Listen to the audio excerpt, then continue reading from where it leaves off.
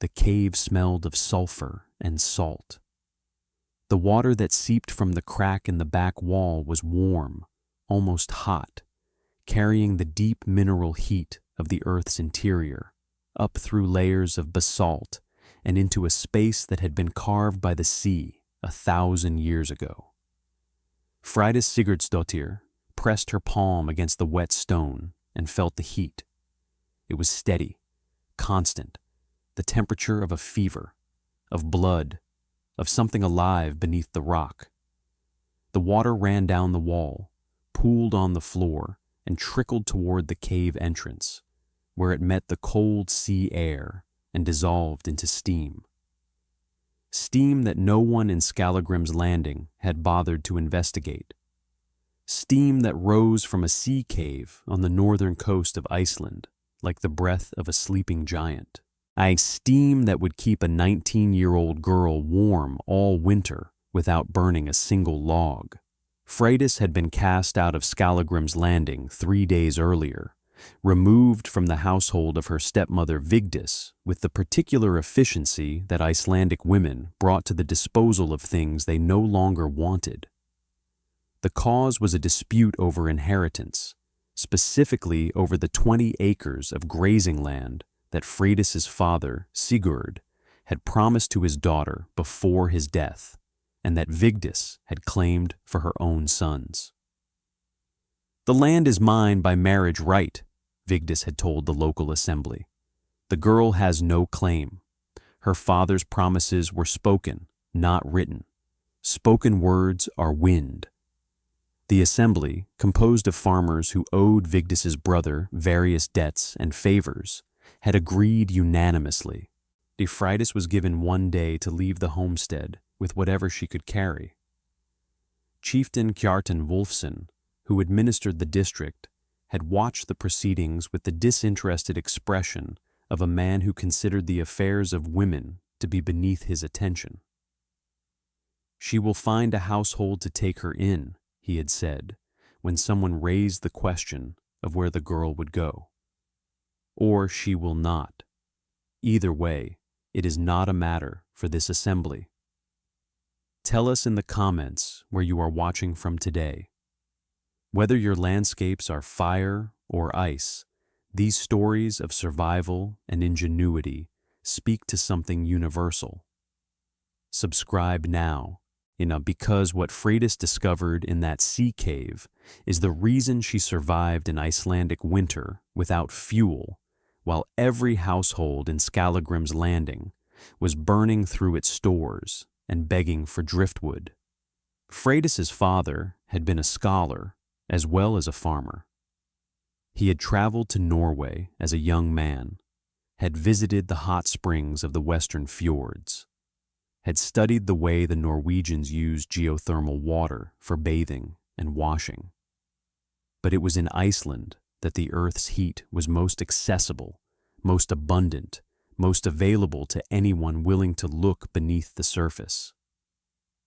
"This island sits on fire," Sigurd had told his daughter when she was 12, standing beside a hot spring that bubbled from the lava field near their farm.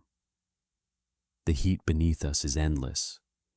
It was here before the settlers came, and it will be here after we are gone. We use it for bathing. We should use it for everything." He had died before he could prove his theory, kicked in the head by a horse he was breaking, dying 2 days later without regaining consciousness. But his words had stayed with Freydis, and when she stood at the entrance of the sea cave on the northern coast, feeling the warm water on her hand and the heat radiating from the stone, she heard her father's voice as clearly as if he were standing beside her. "The island sits on fire. Use it for everything." The sea cave was 40 feet deep, 15 feet wide at the entrance, narrowing to 8 feet at the back, where the hot spring emerged from a crack in the basalt. The ceiling was 10 feet high, arched naturally by the erosive action of waves that no longer reached the cave since the land had risen over centuries, lifting the cave mouth 20 feet above the current high tide line. The floor was dry, except where the hot spring water ran in a channel from the back wall to the entrance. The walls were solid basalt, dark and dense, the same volcanic rock that formed the entire coastline of northern Iceland. The hot spring produced approximately 2 gallons of water per minute at a temperature of 130 degrees Fahrenheit. The water ran across the cave floor, cooling as it went, reaching the entrance at approximately 90 degrees before cascading down the rocks to the sea below. Freydis understood immediately what this meant.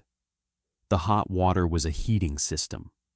It ran continuously, day and night, winter and summer, without fuel, without maintenance, without any human effort at all. The water heated the stone floor as it passed over it. The stone absorbed the heat and radiated it into the air. The air temperature inside the cave, even without any modification, was 62 degrees. 62 degrees. In a country where winter temperatures dropped to 30 below, and the wind blew with a violence that made the Pharaoh's gales seem gentle. 62 degrees, for free, forever. But the cave was not yet livable. The hot water ran across the floor in an uncontrolled stream, making the surface wet and the footing treacherous. The entrance was wide open to the wind, which even 20 feet above the sea carried a cold that would overwhelm the spring's heat. The sulfur smell was intense near the spring, and the ventilation was poor at the back of the cave where hydrogen sulfide could accumulate. Stay with me, because what Freydis built inside that sea cave, and using nothing but the earth's own heat and the knowledge her father had given her, is the reason she never burned a single log while every homestead in Skallagrim's Landing was rationing its driftwood and burning dried sheep dung to stay alive. She began the modifications on October 5th, 3 days after her exile. The first task was the water channel. She needed to control the path of the hot spring water, directing it where she wanted heat and away from where she wanted dry floor. She carved a channel into the basalt floor, a groove 6 inches wide and 4 inches deep, running from the spring crack at the back wall along the right side of the cave to the entrance. The carving took 2 weeks, using a sharp basalt cobble as a chisel and a round stone as a hammer. The basalt was hard but brittle, fracturing along its crystalline grain when struck correctly. The channel captured the hot water and directed it in a controlled path along one wall, heating the stone on that side while leaving the rest of the floor dry. She carved a second, smaller channel that branched from the first and ran across the back of the cave, creating an L-shaped path that heated 2 walls and the rear floor. The effect was immediate and dramatic. The right wall and the rear wall radiated heat from the water flowing past them. The dry floor on the left side was warm from the conducted heat, but dry enough to sleep on. The air temperature in the modified cave rose from 62 degrees to 68 degrees, heated by the increased surface area of the channel system. The entrance was the second task. The cave mouth was 15 feet wide and 10 feet high, far too large to seal with any material she had available. But she did not need to seal it completely. She needed to reduce its size enough to prevent wind from overwhelming the spring's heat. She built a wall, not across the entire entrance, but across the lower 2/3, using flat basalt stones stacked without mortar in the dry stone technique her father had learned in Norway. The wall was 3 feet thick, 7 feet tall, leaving a gap of 3 feet between the top of the wall and the cave ceiling for light and ventilation. The wall transformed the cave's thermal dynamics. The wind, which had previously blown freely through the space, was now blocked at ground level where the cold air was densest. The warm air from the spring, which naturally rose to the ceiling, was trapped above the wall, creating a layer of heated air that filled the upper portion of the cave. She built a door into the wall, a frame of driftwood timbers fitted with a panel of stacked flat stones, heavy but functional. When closed, the door sealed the entrance completely. When open, it allowed a controlled flow of fresh air. The ventilation was the third task, and the most important for safety. The hot spring emitted hydrogen sulfide, the sulfur gas that gave it its distinctive smell. In an enclosed space, the gas could accumulate to dangerous levels. Her father had warned her about this. He had told her stories of settlers who had died in enclosed hot spring chambers, overcome by gas they could not see or smell once their senses had adjusted. She needed the gas to exit and fresh air to enter, continuously, without creating a draft that would cool the space. She solved this by leaving the gap above the entrance wall open and by finding a natural fissure in the ceiling near the back of the cave that acted as a chimney, drawing the warm, gas-laden air upward and out while fresh air entered through the gap above the entrance wall and sank to the floor, creating a continuous cycle that kept the air safe and the temperature stable. By November, the sea cave was a home. The floor was dry on the left side, covered with dried grass and seaweed that she had gathered from the beach below. The water channel heated the right wall and the back wall, radiating warmth that maintained the interior at 66 to 70 degrees, regardless of outside conditions. The entrance wall blocked the wind. The ventilation system cleared the gas. The hot spring ran constantly, endlessly, heating the space without fuel, without fire, without a single log or brick of peat or handful of dried dung. She never burned a log, not once, not in November when the temperature outside dropped to 10 below, not in December when the storms came, not in January when every homestead in Skallagrim's Landing was rationing its fuel and Chieftain Jartan was sending men to the beaches to collect driftwood that was not there. The driftwood had not come that year. The currents that normally carried Siberian timber to Iceland's northern shores had shifted, and the beaches that were usually littered with logs and branches were bare. The homesteads that depended on driftwood for fuel, which was every homestead in the district, because Iceland had no forests, found themselves with half the fuel they needed, and winter barely half over. By February, the situation was desperate. Families burned dried sheep dung, which smelled foul and produced more smoke than heat. They burned bones, which gave a brief, bitter flame.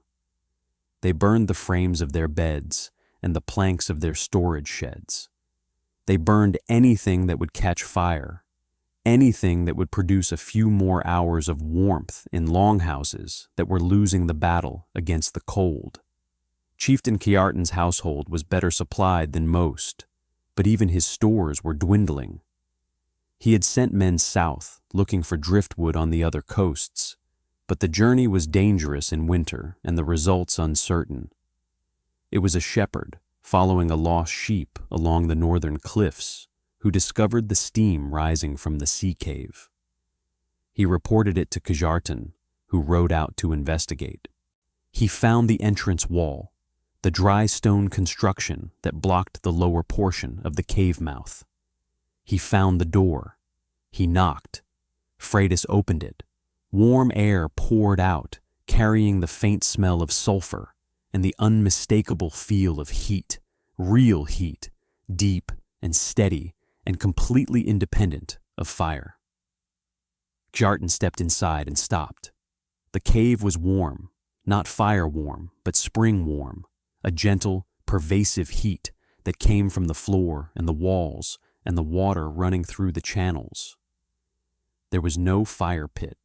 There was no wood. There was no fuel of any kind. Just the steady flow of hot water from the crack in the back wall, heating the stone, heating the air, heating a space that should have been as cold as any cave on the coast. "Where is your fire?" Kjartan asked. "There is no fire," Freydis said. "There has never been a fire. The earth heats this cave. The hot spring runs day and night. I burn nothing. Nothing. Nothing. The water is 130 degrees where it leaves the rock. The stone absorbs the heat. The air absorbs the heat from the stone. The cave stays at 68 degrees. I have not been cold since October." If Norse reckoning has become part of your week, consider joining the channel membership.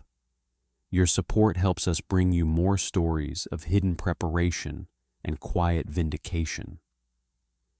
Kjartan looked at the water channel. He pressed his hand against the warm wall.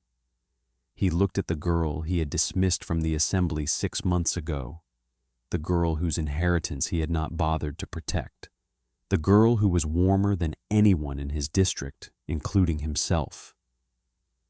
"We need heat," he said.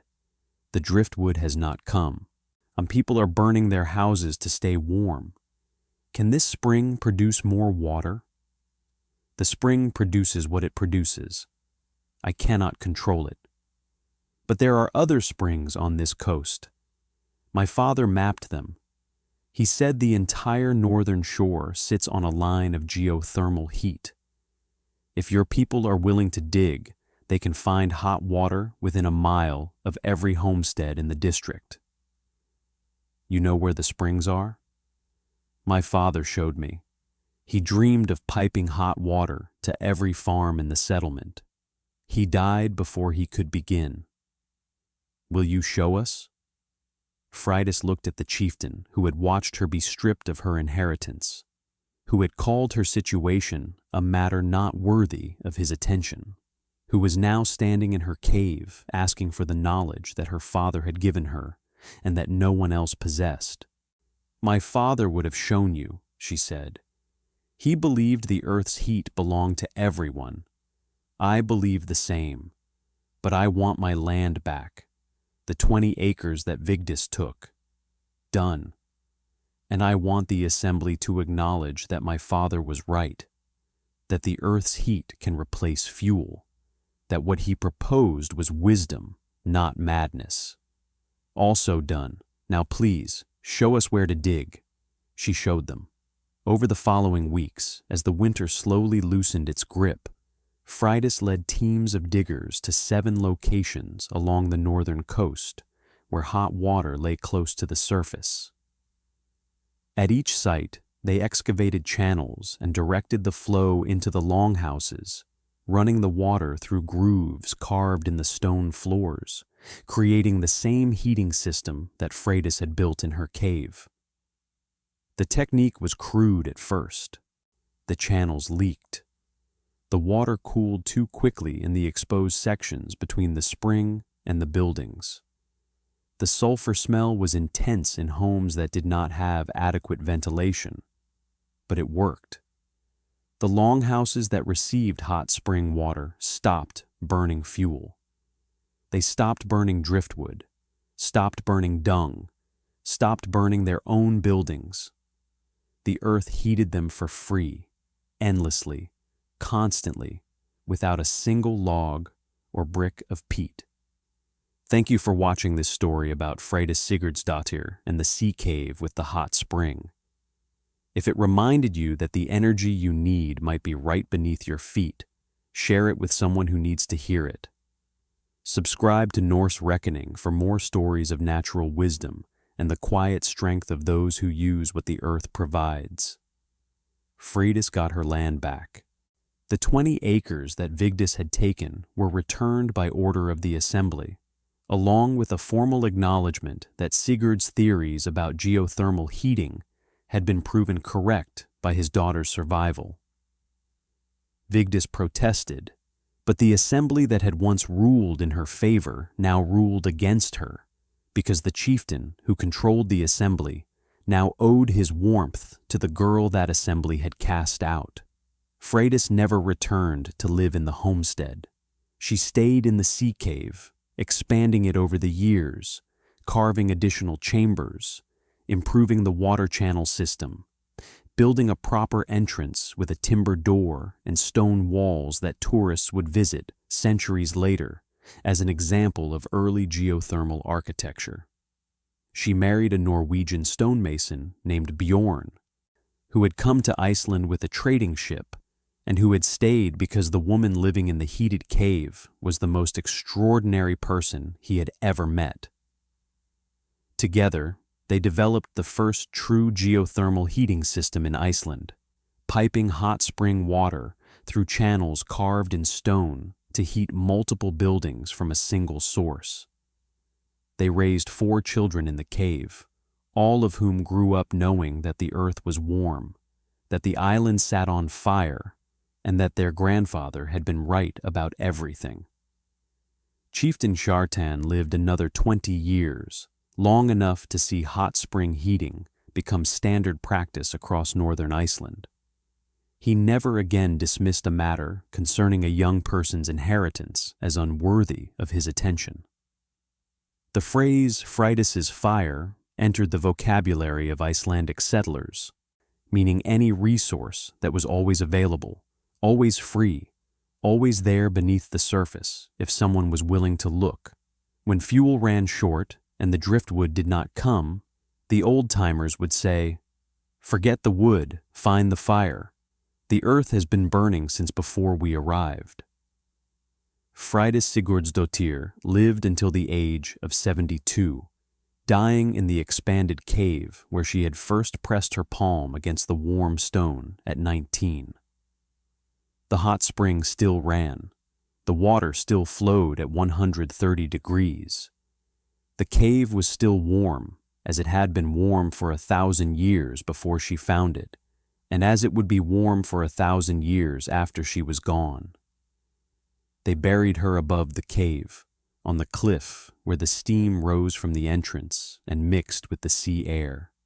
Her father's daughter, in death as in life, seemed resting above the fire that the earth kept burning forever. Her gravestone said only what she had asked it to say. She never burned a log. The earth was enough. What is the shelter that everyone thinks you do not have? And where have you buried your preparation?